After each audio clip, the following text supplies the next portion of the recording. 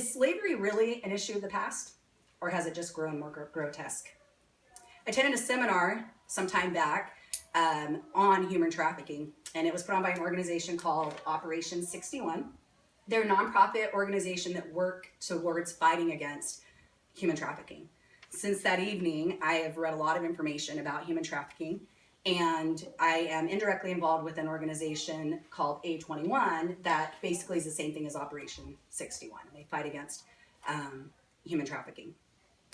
So I want to help you understand that human trafficking is a prevalent issue and that it is right in your, and to make you aware that it's right in your backyard.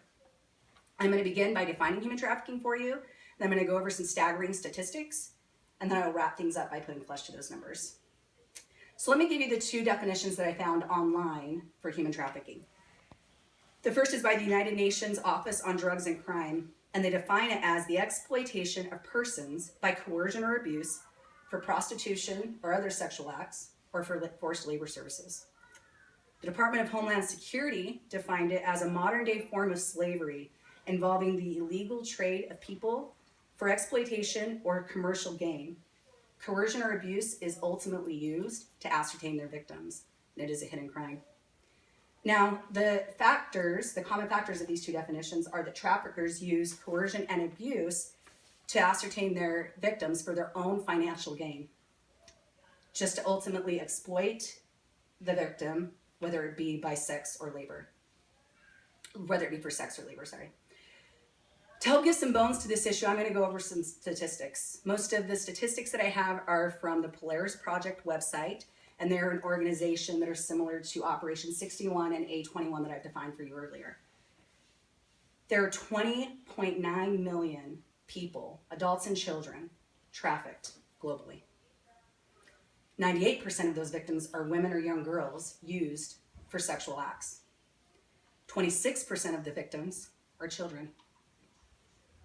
The exact number of victims in the United States is unknown, but it's estimated to be in the hundreds of thousands. The National Human Trafficking Resource Center, they're an organization that take phone calls for tips about human trafficking going on.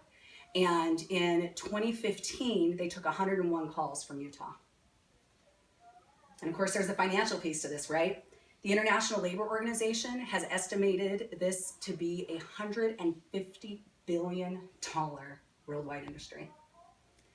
The U.S. Department of Labor has identified 136 goods from 74 countries that are made from either forced or child labor. Now, up to this point, I've only talked about this issue in a very abstract form, but I'm going to go ahead and take a minute and give life to this information, all these numbers I've given to you. The Polaris Project featured Kevin's story, and he was a young man who was coerced to go work for a magazine company with the promises of a high-paying salary and a signing bonus. Kevin agreed, only to find himself working from 8 a.m. to 12 a.m. with little pay and no sign-in bonus. The other people were afraid to leave for fear of retaliation, and luckily, Kevin escaped. Being part of A21, I received email notifications about different survivor stories, which can be very encouraging and heartbreaking at the same time.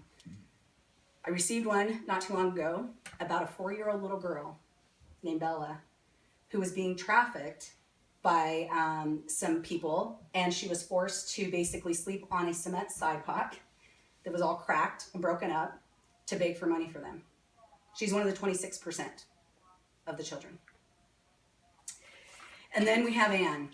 Anne is from Utah, and she had an 18-year-old daughter who passed away due to human trafficking.